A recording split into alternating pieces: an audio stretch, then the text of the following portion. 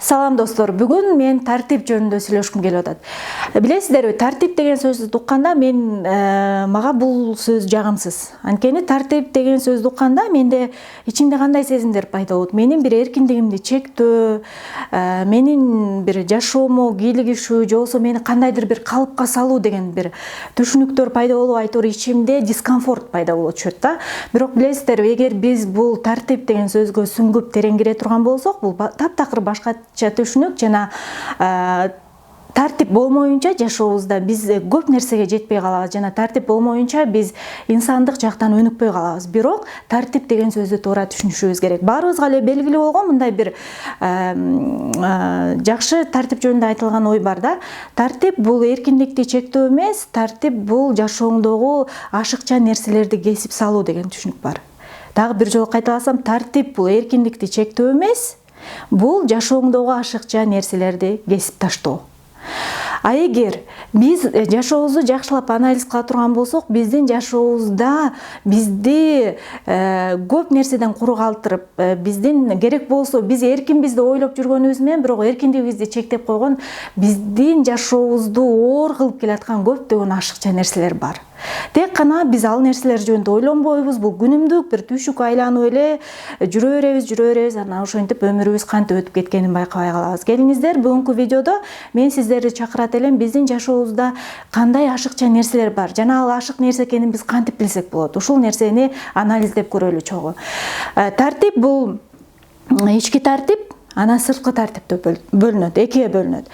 Ички тартип бул качан сен өзүңдүн адам өзүнүн ичиндеги баалуулуктарын билгенде, адам өзүнүн каяка баратканын, эмне максат менен жашап атканын, адам керек болсо бир жакшы психологдун видеосунан уккан элем, Алуника деген айымдын, ал айтат да, керек болсо мен кийим сатып алганда дагы дүкөн кыдырып жүрүп, ошол көйнөктү карап туруп, ал көйнөк менен кадимкидей маек жүргүзөм дейт да. Сен мен каалаган результатка, же болбосо менин максатыма жетүүдө жардам бересиңби сен мага деп көйнөккө суроо берем дейт. Анан кайра мен ошол ички диалог жүргүзөт. Ооба, бул көйнөк сенин максатыңа жеткирет жана бул көйнөк абдан азыр сага зарыл десе, мен сатып алам. Демек, мен бул ички тартиптин ичинде сөз болуп атат да. Эгер жок, бул көйнөк сенин максатыңа жеткирбейт, бул ашыкча десе, демек бул ашык нерсе. Аны дароо кесип ташташ керек, башкача айтканда ал нерсени сатып албашың керек да. Сырткы тартипте, мисалы, сырткы тартип бул мен каалайм деген нерсе эмес, бирок башка бирөөнүн каалайм деген нерсесин сен аткарганга мажбурсуң.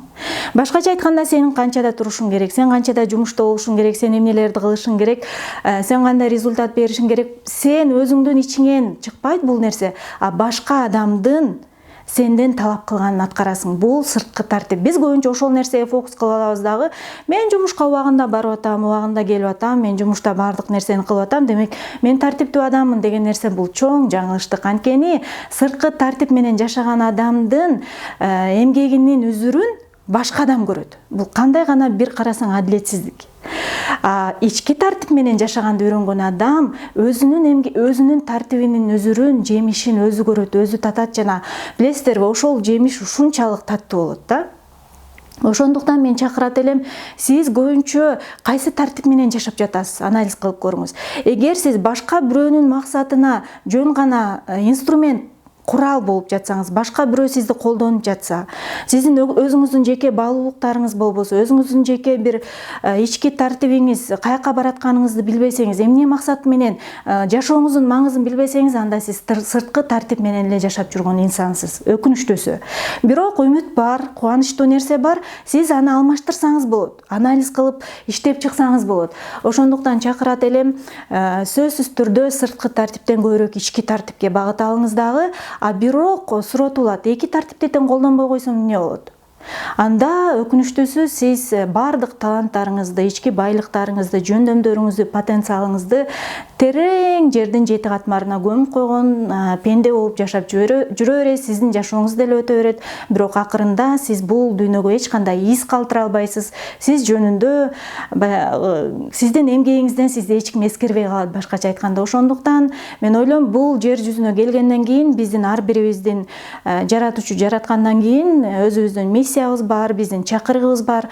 Керек болсо жөн эле калемсап дагы, жөн эле бир мисалы кашык дагы өзүнүн максаты менен жаратылган. Ал эми сиз адамсыз, сиз тирүү жансыз, сиздин рухуңуз, денеңиз, сиздин жан дүйнөңүз бар, сиздин денеңиз бар. Демек сиздин сөзсүз түрдө бир миссияңыз бар. Тек кана сиз ошол нерсени аныктап алып, маңыздуу өмүр сүрүңүз жана өзүңүздү ички тартибиңиз менен иштешиңиз. Сизге ийгилик.